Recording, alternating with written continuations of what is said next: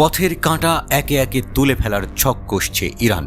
ইসরায়েলের দাদাগিরি আর না। তেল আবিবের শক্তির জায়গা যুক্তরাষ্ট্র এ যাত্রায় ৭-৫ ভেবে কথা বলছে।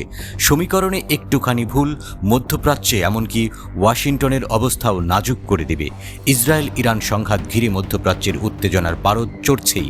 তেহরান সম্ভাব্য ইসরায়েলি আগ্রাসনের রক্ত হিম হয়ে যাওয়া প্রতিক্রিয়ায় বলেছে, আমরা এমন অস্ত্র ব্যবহার করব যা আমরা আগে কখনো ব্যবহার করিনি।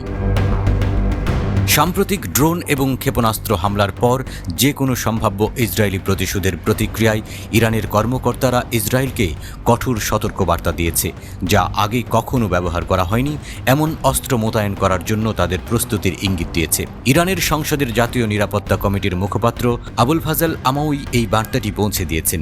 বিভিন্ন পরিস্থিতিতে ইরানের কৌশলগত পরিকল্পনার উপর জোর দিয়েছেন এবং ইসরায়েলকে তার পরবর্তী পদক্ষেপগুলি বিবেচনা করার জন্য বুদ্ধিমত্তার সাথে কাজ করার আহ্বান জানিয়েছেন।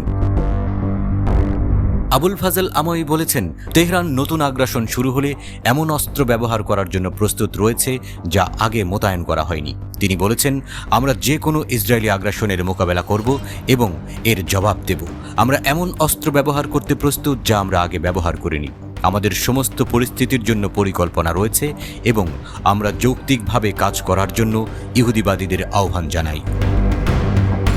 ক্রমবর্ধমান উত্তেজনার মধ্যে ইরানের প্রেসিডেন্ট ইব্রাহিম রাইসি এবং পররাষ্ট্রমন্ত্রী আমির আবদুল্লাহিয়ান একই ধরনের অনুভূতির প্রতিধ্বনি করেছেন।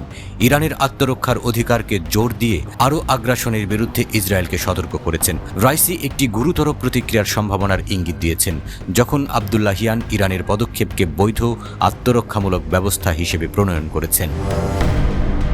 ইরানের প্রেসিডেন্ট ইব্রাহিম রাইসি বলেছেন, ইহুদিবাদী ইসরায়েলের বিরুদ্ধে ইসলামী বিপ্লবী গার্ড যে প্রতিশোধমূলক হামলা চালিয়েছে তার মাধ্যমে দখলদারদের জন্য শুধু কৌশলগত পরাজয় হয়নি, বরং তেল আবিবের জন্য বিপর্যয় ডেকে এনেছে।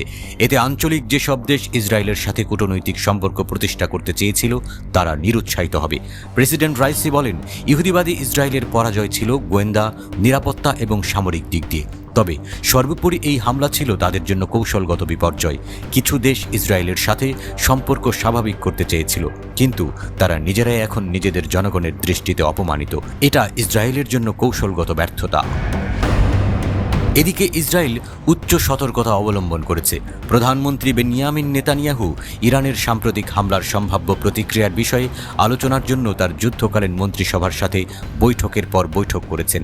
ইসরায়েলি কর্মকর্তারা প্রতিশোধ নেয়ার প্রতিশ্রুতি দিয়েছেন, তবে ইরানের সাথে পূর্ণমাত্রার সংঘাতের ব্যাপারেও সতর্ক রয়েছেন। আন্তর্জাতিকভাবে পরিস্থিতি নিয়ে উদ্বেগ বাড়ছে। সংযম ও কূটনৈতিক সমাধানের আহ্বান জানানো হচ্ছে। মার্কিন যুক্তরাষ্ট্র, চীন, রাশিয়া এবং যুক্তরাজ্য সবাই এই অঞ্চলে আরও অস্থিতিশীলতা রোধে উত্তেজনা কমানোর আহ্বান জানিয়েছেন। যেহেতু ইরান ও ইসরায়েলের মধ্যে উত্তেজনা অব্যাহত রয়েছে, তাই বিশ্ব ঘনিষ্ঠভাবে পর্যবেক্ষণ করছে এবং ক্রমবর্ধমান সংঘাতের শান্তিপূর্ণ সমাধানের আশা করছে।